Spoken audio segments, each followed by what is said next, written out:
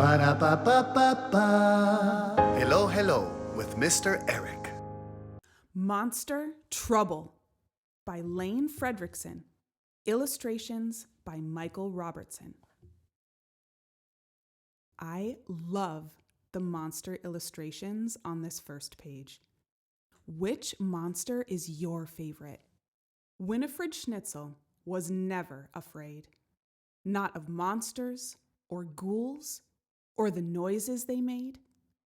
She loved scary movies and werewolves and thunder and peg-legged pirates who bury their plunder. Still, Winifred's bedtime was hardly spook-free. The neighborhood monsters would not let her be. Each night they'd show up and attempt to be scary.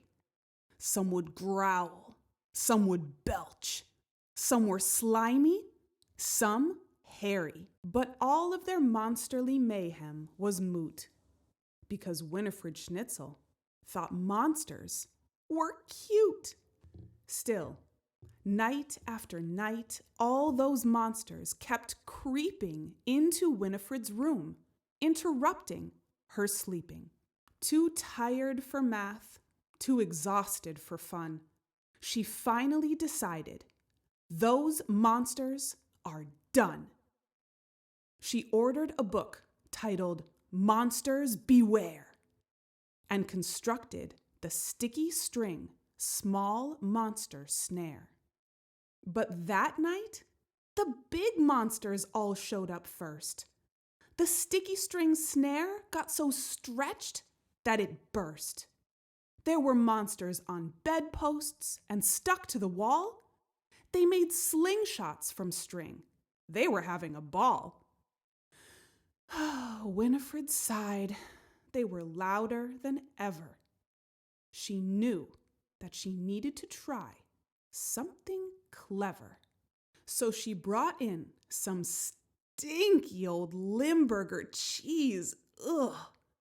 The label said, "Caution, makes big monsters achoo, sneeze." The monsters just called up the Goblin Street Deli. They ordered in bagels and fish eyeball jelly. Winifred barely got through the next day. She dozed off in art class and snoozed through ballet. She decided, that's it. I've got to get tough. She was tired of monsters. Enough was enough.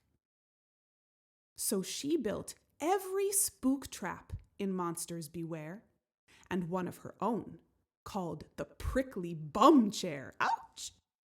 Poor Winifred yawned. Oh, she was so very sleepy. She was starting to look a bit spookishly creepy.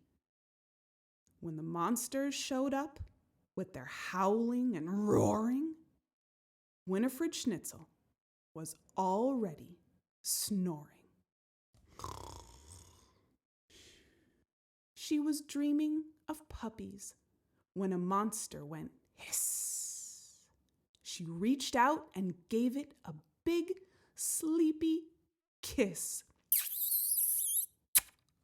The monster yelled, "Yuck!" All the others were heaving. One gagged, and a big monster shouted, "I'm leaving!"